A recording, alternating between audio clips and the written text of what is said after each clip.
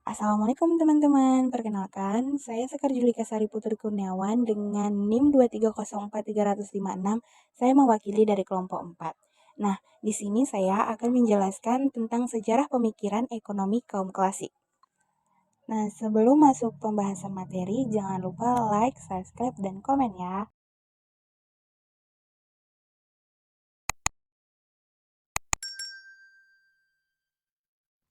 Sejarah pemikiran ekonomi kaum klasik. Pertama, filsafat kaum klasik mengenai masyarakat, prinsipil, tidak berbeda dengan filsafat mazhab fisiokrat. Kaum klasik mendasari diri pada tindakan-tindakan rasional dan bertolak dari satu metode alamiah. Kaum klasik juga memandang ilmu ekonomi dalam arti luas dengan perkataan lain secara normatif. Kedua, politik ekonomi kaum klasik merupakan politik ekonomi laissez-faire. Politik ini menunjukkan diri dalam tindakan-tindakan yang dilakukan oleh mazhab klasik dan dengan keseimbangan yang bersifat otomatis, di mana masyarakat senantiasa secara otomatis akan mencapai keseimbangan pada tingkat full employment. Biografi para tokoh kaum klasik. John Adam Smith, tahun 1723 sampai tahun 1790. Adam Smith adalah salah satu pelopor sistem ekonomi kapitalisme. Sistem ekonomi ini muncul pada abad 19 di Eropa. Adam Smith adalah salah satu pelopor sistem ekonomi kapitalisme. Sistem ekonomi ini muncul pada abad ke-18 di Eropa Barat dan pada abad 19 mulai terkenal di sana. Pada umur 13 tahun, Adam Smith memasuki Universitas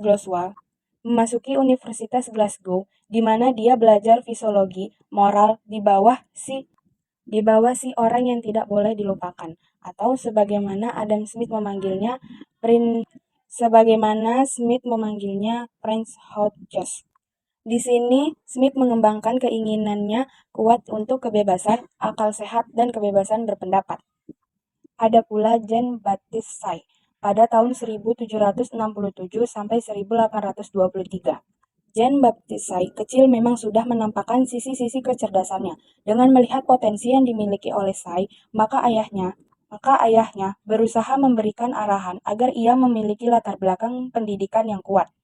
Maka pada tahun maka pada usia 9 tahun, maka pada usia maka pada usia 9 tahun, ayahnya Say mendaftarkan putranya pada sekolah asrama yang dikelola oleh dua imigran Itali, yaitu Giro dan Gorati. Upaya ayahnya tersebut bertujuan agar ia memiliki dedikasi dalam pendidikan dan keilmuan sebagai upaya untuk mengimbangi studi tentang pemahaman agama yang terkenal kolot pada masa itu. Ada juga David Ricardo pada tahun 1722 sampai 1823. Ricardo bergabung dengan ayah bisnisnya dan menunjukkan baik pegang urusan ekonomi. Pada tahun 1793, ia menikah dengan seorang author disebut Priscilla Anne Wilkinson. Ricardo kemudian dikonversi menjadi Kristen, menjadi Unitarian. Hal ini menyebabkan sakte dengan ayahnya, yang berarti bahwa Ricardo harus mendirikan usaha sendiri. Dia melanjutkan sebagai anggota Bursa Efek, di mana kemampuannya memegangkan dukungan dari rumah berbank termuka.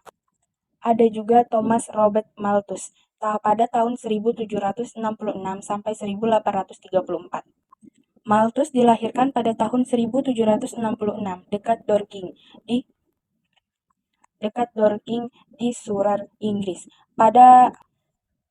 Inggris, dalam sebuah keluarga yang kaya. Ayahnya Daniel adalah sahabat pribadi filsuf dan skeptik David Hume dan kenalan dari John Coase.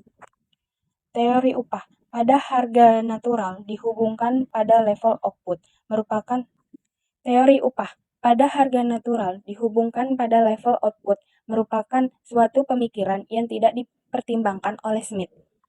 Asumsi implisit bahwa yang mendasari pendapatnya adalah semua koefisien biaya konstan dan tetap dari produksi.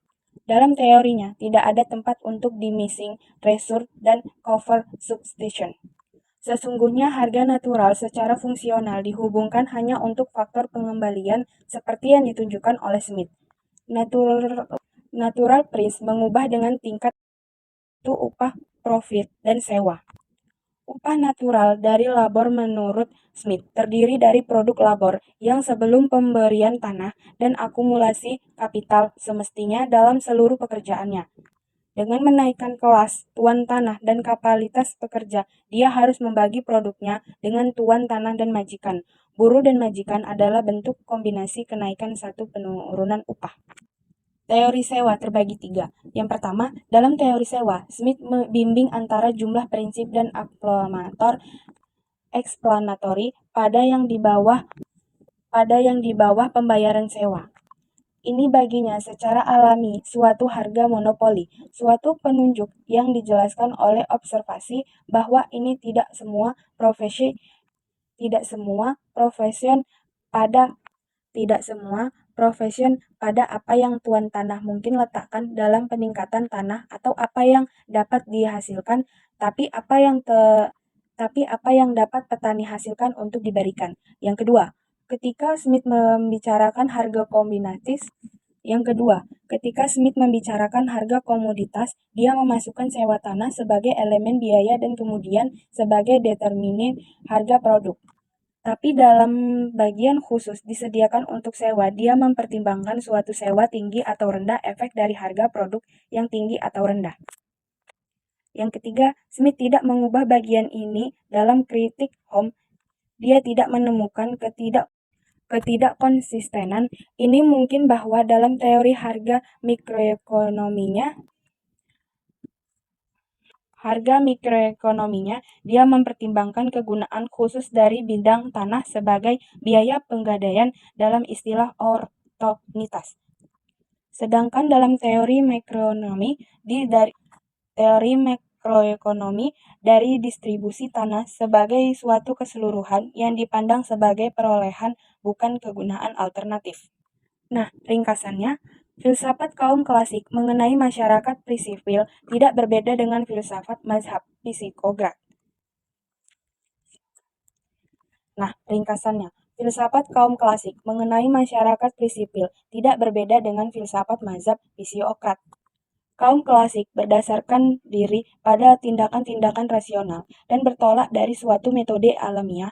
Kaum klasik juga memandang ilmu ekonomi dalam arti luas dengan perkataan lain normatif. Politik kaum klasik merupakan politik ekonomi yang menunjukkan diri dalam tindakan-tindakan yang dilakukan oleh mazhab klasik dan dengan keseimbangan yang bersifat otomatis, di mana masyarakat senantiasa secara otomatis akan mencapai keseimbangan pada tingkat full employment. Asas pengaturan kehidupan perekonomian didasarkan pada mekanisme pasar. Teori harga merupakan bagian sentral dari mazhab klasik dan mengajarkan bahwa proses produksi dan pembagian pendapatan ditentukan oleh mekanisme pasar. Dan dengan melalui mekanisme permintaan dan penawaran itu akan menunjuk pada suatu